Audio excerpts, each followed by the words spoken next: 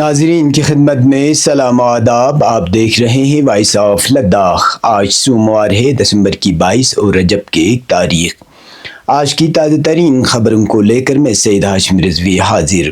ناظرین سے گزارش ہے کہ تازہ ترین خبروں اور حالات و واقعات سے باخبر رہنے کے لیے ہمارے چینل کو سبسکرائب کریں اور خبریں آخر تک ضرور دیکھیں۔ آپ دیکھ رہے ہیں آپ کا پسندیدہ news channel voice of Ladakh.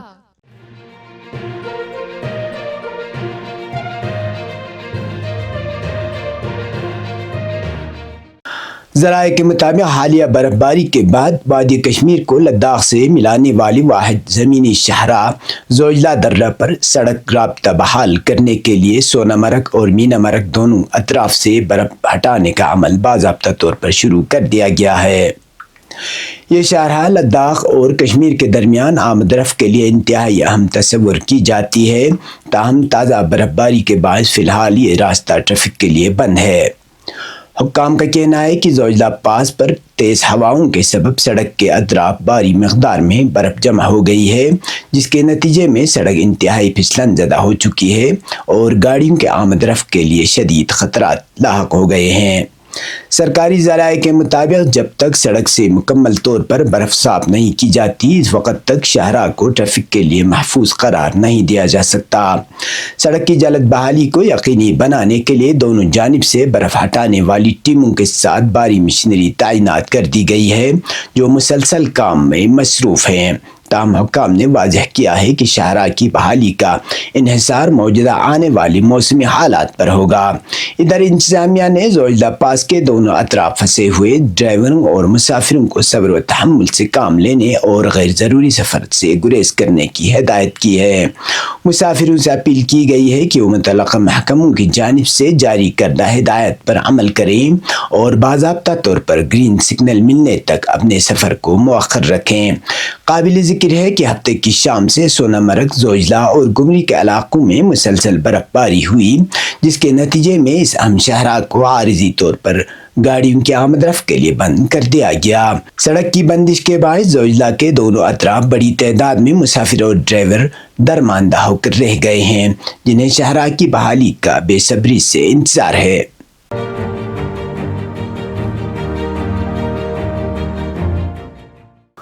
Kargil شہر میں واقع خواجہ غلام سعیدین لائبریری میں نئے تعلیمی سیشن کے لیے طلبہ و طالبات کے داخلے کا عمل جاری ہے۔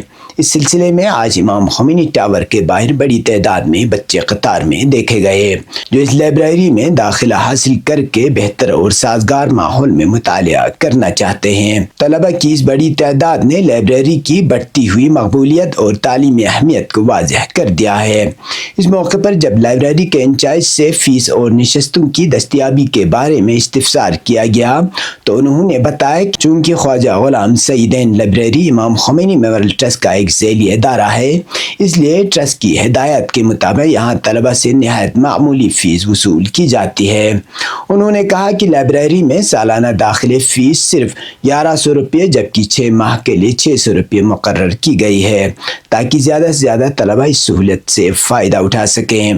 لائبریری انچارج کے مطابق اس وقت لائبریری میں مجموعی طور پر 110 طلبہ کی بیٹھنے کی گنجائش موجود ہے، جہاں مطالعے کے لیے پرسکون ماحول کے ساتھ ساتھ انٹرنیٹ کی سہولیات اور معیار و مفید کتابوں کا ذخیرہ بھی دستیاب ہے۔ انہوں نے مزید بتایا کہ ہر سال طلبہ کے داخلے کے لیے باقاعدہ فارم فراہم کیے جاتے ہیں اور رواں سال بھی تقریباً 100 طلبہ کو داخلہ فارم دیے گئے ہیں۔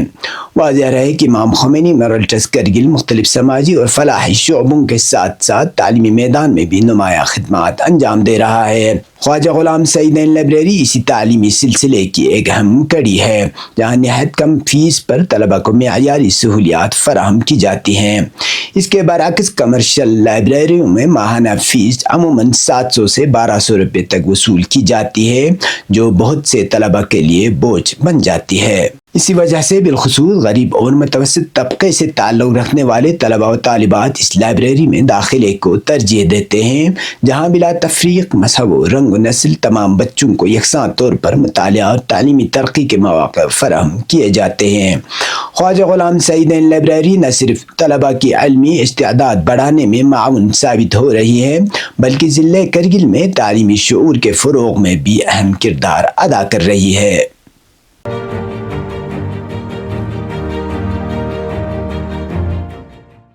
اتوار کو ہل کونسل کرگل کے سربراہ ڈاکٹر جعفر آخون نے ضلع کرگل میں پولیو حفاظتی ٹیکہ کاری پروگرام کا آغاز کیا۔ اس مہم کے تحت قومی حفاظتی ٹیکہ کاری 5 سال سے کم عمر کے تمام بچوں کو پولیو کے قطرے پلائے گئے۔ اس موقع پر ضلع انتظامیہ اور محکمہ صحت کے اعلیٰ افسران، پیرا میڈیکل عملہ، والدین اور بچے موجود تھے۔ ڈاکٹر جعفر آخون نے پولیو کے خاتمے میں طبی عملے کے کردار کو سراہتے ہوئے کہا کہ صحت کارکنان، انتظامیہ اور عوام کے مشترکہ تعاون سے ہی بھارت کو پولیو فری بنایا جا سکتا ہے۔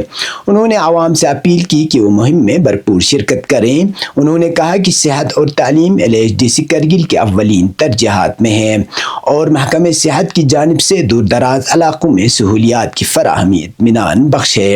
ایڈیشنل ڈپٹی کمشنر کرگل امتیاز کاچو نے بھی پیرا میڈیکل عملے کی خدمات کو سراہا اور مکمل تعاون کی یقین دہانی کرائی۔ محکمہ صحت کے مطابق اس مہم کے تحت ضلع میں 0 سے 5 سال کی عمر کے 12,495 بچوں کو پولیو کے قطرے پلائے گئے، جس کے لیے 386 بوتھ قائم کیے گئے ہیں۔ اب پیش قومی اور بین الاقوامی خبریں۔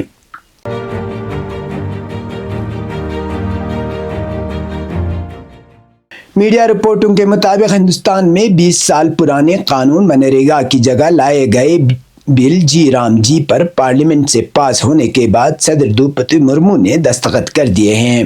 وکست بھارت روزگار گارنٹی قانون 2025، جس کو مخفف شکل میں جی رام جی بھی کہا جا رہا ہے، 20 سال پرانے Mahatma Gandhi national rural employment guarantee act MNREGA کی جگہ لے گا۔ حکومت اس بل کو آئندہ سال 1 اپریل سے نافذ کرنے کی تیاری کر رہی ہے۔ نئے قانون کے مطابق خواہش مند دیہی خاندانوں کو کم از کم 125 دن کا روزگار فراہم کرنا حکومت کی قانونی ذمہ داری ہوگی۔ اس قانون کی روح سے ہفتہ وار یا زیادہ سے زیادہ 15 دن کے اندر مزدوری کی ادائیگی کرنا لازمی قرار دیا گیا ہے۔ مقررہ وقت کے اندر ادائیگی نہ ہونے کی صورت میں تاخیر کے معاوضے دینے کا بھی التزام رکھا گیا ہے۔ واضح رہے کہ وہ بھی جی رام جی بل اپوزیشن کی زبردست مخالفت کے دوران جمعرات 18 دسمبر کو پارلیمنٹ میں پاس ہو گیا تھا۔ قابل ذکر ہے کہ ہندوستان کی اپوزیشن پارٹیاں نئے قانون کی سخت مخالفت کر رہی ہیں۔ ملک کے مختلف حصوں میں اس نئے قانون کے خلاف مظاہرے بھی ہو رہے ہیں اور پارلیمنٹ میں بھی کئی اپوزیشن پارٹیوں نے جی قانون کے خلاف احتجاج کیا ہے۔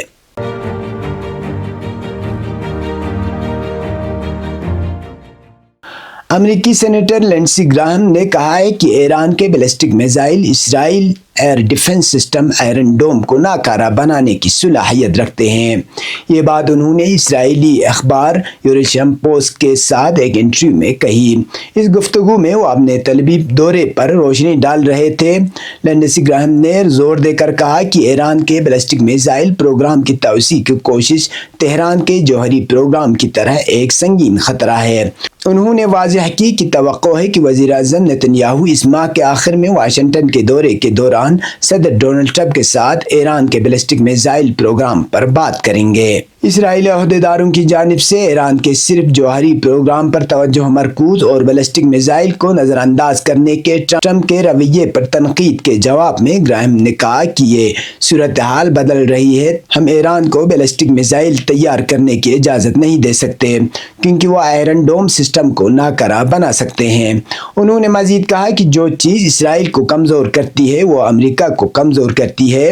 اسرائیل ہمارا ایک بڑا اتحادی ہے اور جب ایران یہودی ریاست کو دھمکاتا ہے تو اس کا مطلب ہے کہ وہ امریکہ کو بھی دھمکاتا ہے۔ واضح ہے کہ گزشتہ 13 جون کو اسرائیل نے امریکی حمایت سے ایران پر 12 دن تک جارحیت کی، جس کے دوران ایرانی جوہری تنصیبات پر امریکی حملے بھی ہوئے۔ تاہم ایران کی جانب سے زبردست جوابی کارروائی اور میزائل حملے کے بعد اسرائیل نے امریکہ سے جنگ بندی کرانے کی اپیل کی۔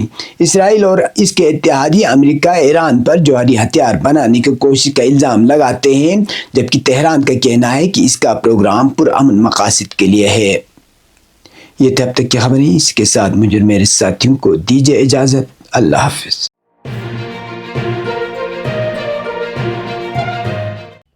مقامی، قومی اور بین الاقوامی خبروں سے باخبر رہنے کے لیے چینل کو لائک، شیئر اور سبسکرائب کریں، ساتھ ہی بیل آئیکن دبانا نہ بھولیں۔